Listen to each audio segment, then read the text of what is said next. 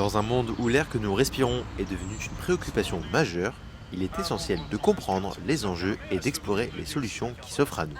C'est pourquoi Atmo Hauts-de-France, une association agréée de surveillance de la qualité de l'air, était présente à la maison du Parc d'Île afin de sensibiliser le public à la qualité de l'air. On est quand même responsable de beaucoup de choses. On est chargé de surveiller la qualité de l'air pour informer la population en cas d'épisode de pollution et prendre des recommandations, des mesures nécessaires pour faire baisser les seuils de pollution quand c'est un peu trop élevé. Alors dans les Hauts-de-France et en France en général, on mesure la qualité de l'air grâce à des stations de mesure.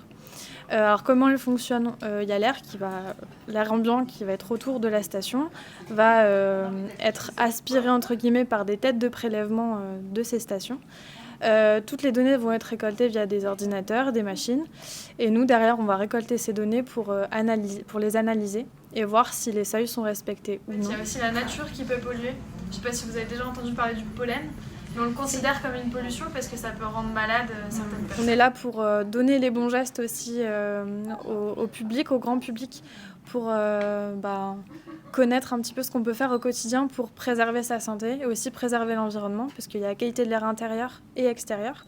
Ce qui est important de savoir, c'est qu'on passe 80% de notre temps à l'intérieur et que c'est jusqu'à 10 fois plus pollué que dehors. Donc forcément, il y a plein de petites choses à savoir, notamment sur ce qu'il ne faut pas utiliser, les bougies, les encens, mais tout simplement pour rappeler qu'il est hyper important d'aérer son logement. Il y a l'aide de tout le monde. Nickel. Alors, les impacts sanitaires de la pollution de l'air, ils peuvent être différents. On a les symptômes plutôt légers du quotidien. Ça peut être une toux, un éternuement lié à des allergies, par exemple. Mais ça peut aller aussi plus loin avec l'asthme, certaines pathologies qui sont un peu plus graves, par exemple les cancers, les maladies. Et il faut savoir qu'il y a deux types d'expositions qui vont être plus ou moins graves. On a l'exposition à forte dose mais à courte durée. Donc ça, c'est typiquement lors des épisodes de pollution. On en parle beaucoup, on a l'impression que c'est ce type de pollution-là qui va être plus importante. Mais en fait, la plus grave pour notre santé, c'est celle qui va être à faible dose, mais un peu tous les jours. Donc c'est ce qu'on appelle sur le long terme, quoi. Il faut savoir qu'Atmo Hauts-de-France sort annuellement des bilans territoriaux. Notamment pour le 56 Noix, en 2022, on a déclaré 0 jour d'épisode de pollution.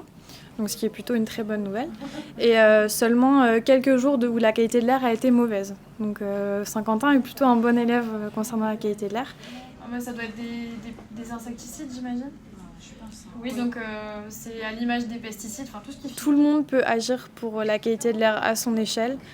Ça peut aller simplement à je change mes habitudes du quotidien. Par exemple, je vais éviter de prendre la voiture pour aller au travail, mais si c'est pas trop loin, je prends mon vélo ou je prends les transports en commun. Et quand on n'a pas le choix de prendre sa voiture, il y a aussi plein d'autres options, le covoiturage, l'éco-conduite, tout simplement, sa manière de conduire aussi, ça va être déterminant pour la qualité de l'air. Il y a plein de petites choses à savoir que nous, on met à cœur de rappeler lors de ce salon.